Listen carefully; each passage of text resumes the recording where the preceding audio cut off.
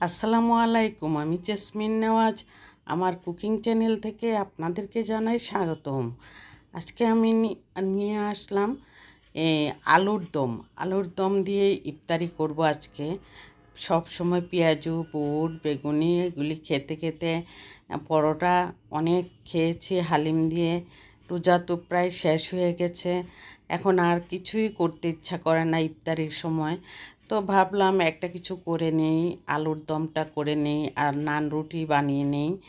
আজকে এই দুইটা আইটেম দিয়েই ইফতারি সাজিয়েছি। ইফতারি করব আমরা, মা আর মেয়ে। আর আমরা আর সবাই বাইরে বাইরে সন্ধ্যার কাজে ব্যস্ত থাকলে অনেক সময় সন্ধ্যার সময় একসাথে হতে পারে না। এই জন্য আজকে আমি আমার মেয়ে আর আমি বাসায় আছি। বাসায় তো আমার থাকতেই হয় সব সময়, আমি তো গৃহিণী। আমার থাকার জন্যই তো আমার বাসার কাজগুলি গুছিয়ে নিতে হয়।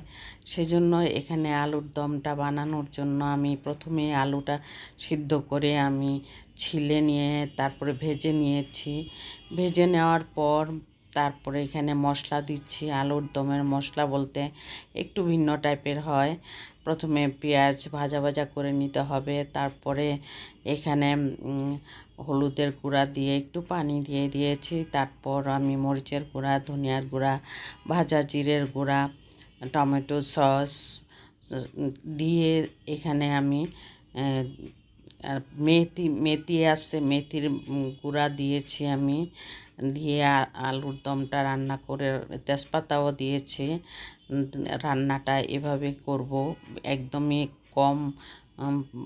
পানিটা একদম না দিলেই নয়, তবুও একটু দিতে হবে মশলাগুলো কষানোর জন্য। সেজন্য অল্প একটু পানি দিয়ে মশলাটা আলুটা একটু কষিয়ে নেওয়ার পরে আমি একটু মশলার মধ্যে পানি দিয়ে দিয়েছি।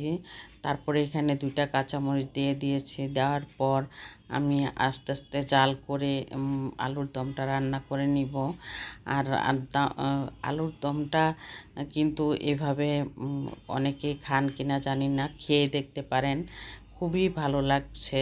নান রুটি দিয়ে, নান রুটির মশলাও আমি করে রেখেছিলাম, সেই জন্য আমি শুধু বানাবো আলুর দমটা নামিয়ে। আর আলুর দমটা কেমন হয়েছে কমেন্টে জানাবেন। আর একটি লাইক দিতে তো অনুরোধ করা হচ্ছেই আপনাদের কাছে। আপনারা যদি ভালো লাগে আমার ভিডিওটা তাহলে সাবস্ক্রাইব করে অল বাটনে প্রেস করে রাখবেন। আর এখানে আমি নান রুটি বানিয়ে নিচ্ছি।